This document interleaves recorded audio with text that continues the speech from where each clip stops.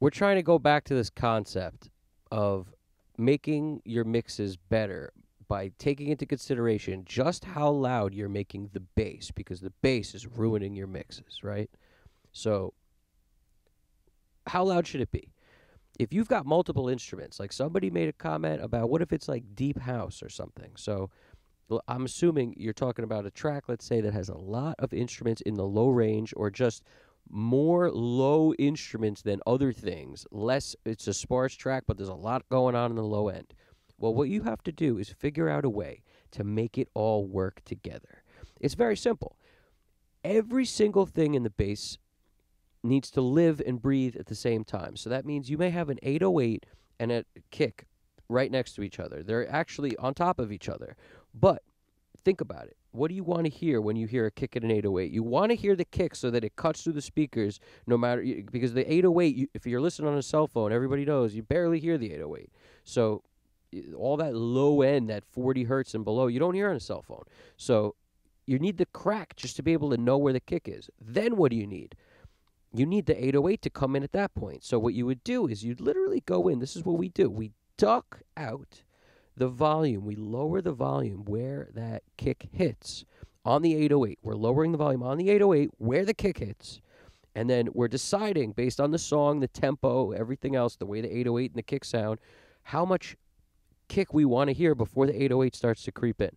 So what we're doing is we're taking the 808 and making it still happen so you feel that 808, but you won't be fighting for space between the 808 and the kick.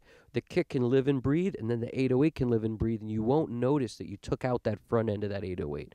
Trust me on this. If you do it right, and that's why you control the filter yourself, you're controlling that envelope yourself with you're drawing it. So listen to it. If it sucks, change the way you drew it. If it sucks, change the way you drew it again. And then you just copy and paste that son of a bitch down to your whole shit. It's a piece of cake to do, but the concept is the critical part. You're going to do the same fucking thing on stuff like, if you have a bass synth also lives in there, or a piano playing a lot of low shit, whatever it is. Use something like a sidechain compressor. Take the thing you want to hear and send that signal into a sidechain compressor as the key input, okay? So that sidechain compressor lives on the bass synth. It's going to lower that bass synth, duck that shit down. It's going to do this automatically every time it gets fed that signal from whatever it is that you're sending to it. So a lot of times you'll take the kick as your ringleader. That son of a bitch is giving the cue for when to duck everything else, because you're trying to hear the kick at all costs. You hear that kick hit, and whatever's happening with it can duck a little, because the kick's the most important. Because you have a line. There's like a horizon line when you're making a mix. It's zero. The shit can't go above zero. If it does, it's going to not be there. So the point is, I'm not saying that you can't use clippers and shit to get above the line a little bit. That's not what I'm saying. What I'm saying is that when you're looking at that line, you got to realize that line, everything needs to live within it.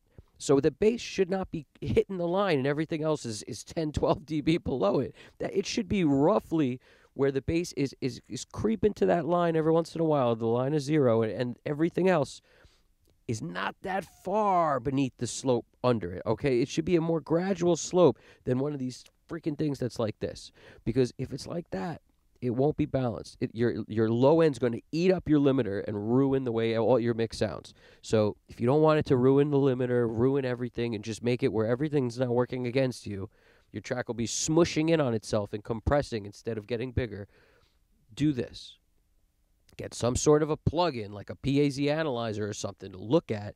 Make sure that the bass is the only creep into that zero line every once in a while, and your whole mix lives within that zero line. And if you see other frequencies that are poking out and hitting that line, those are going to be problem frequencies too. You may not hear them based on your room, but I guarantee you, if you get shit that keeps creeping up and hitting that thing, it's going to bother somebody on some set of speakers somewhere.